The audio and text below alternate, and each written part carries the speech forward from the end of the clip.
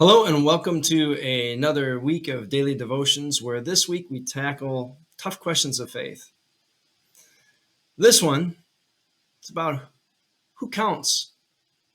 Do all people go to heaven? Do only Christians? What about Hindus and Buddhists and Muslims and Jews? And depending on what church, what people of faith you ask, most oftentimes the question is just us and not anybody else. You got to believe the right things about God, and there's only one truth. In our Christian communities, it's usually the one truth is Christ the way, the truth, and the life. No other comes before God but through him. You see that in John chapter 14 all the time as kind of a litmus test on whether or not people are included. Offers you some food for thought around that.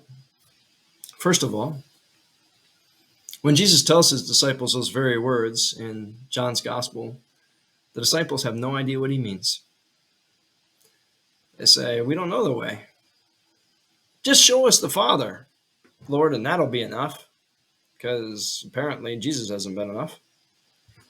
To which Jesus exasperatedly says, Philip, if you've seen me, you've seen the Father. Finally, I imagine Jesus losing his patience, but it's all there in that same chapter. Jesus says, listen, guys, if you can't believe in me, what I've just told you, at least believe based on the miracles I've done and shown you that this is what the kingdom of God looks like. But in the long run, I want you to consider this.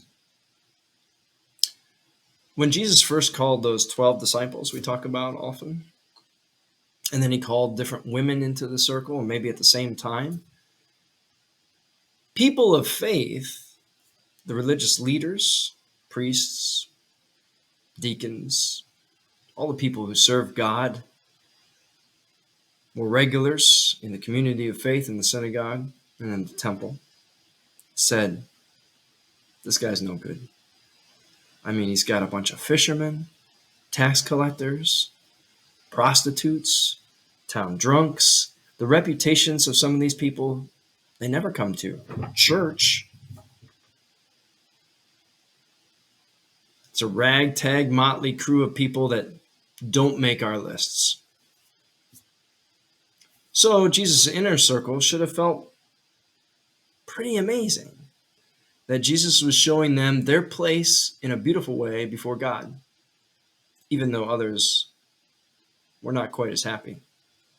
But then Jesus takes those folks, that inner circle, and takes them into a little bit bigger circle, where he takes all the town gossip, all the town drunks, all the town cheaters and liars and thieves, and he sits down and breaks bread with these folks.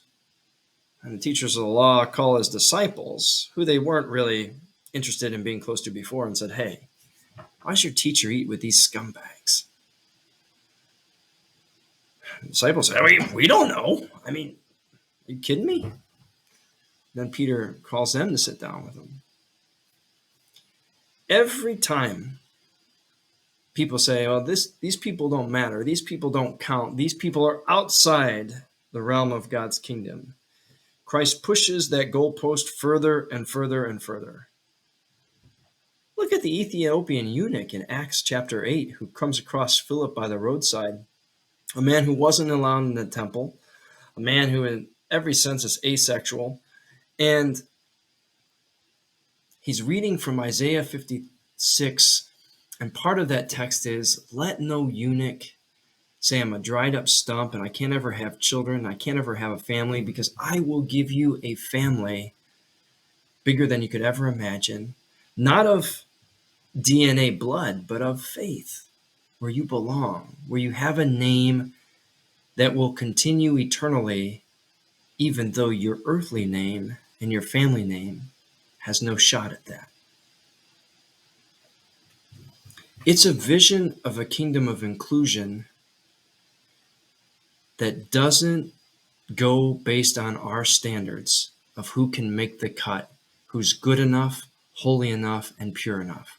Thanks be to God, because every time we see Christ talking about somebody who thinks they are better than everybody else spiritually, the tax collector and the Pharisee on the rooftop, or the lawyer. I'm sorry, the lawyer and the Pharisee on the rooftop. And the lawyer won't even look his eyes to heaven. I don't deserve you. Have mercy on my soul. And the Pharisee's over there thinking, as he's praying, thank God I'm not that guy.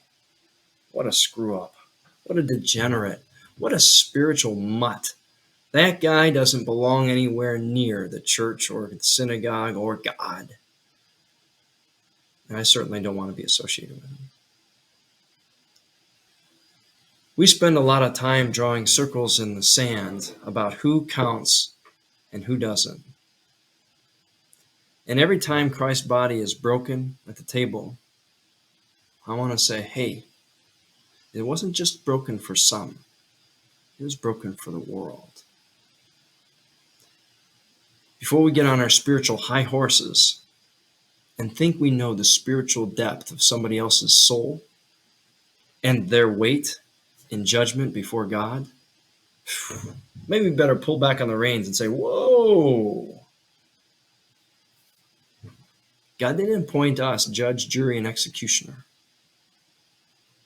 So before you worry about who's in and who's out, maybe think about a kingdom bigger than you could ever imagine that includes folks that you would never put on the invite list. Something to think about today in our Snap Spiritual Judgments.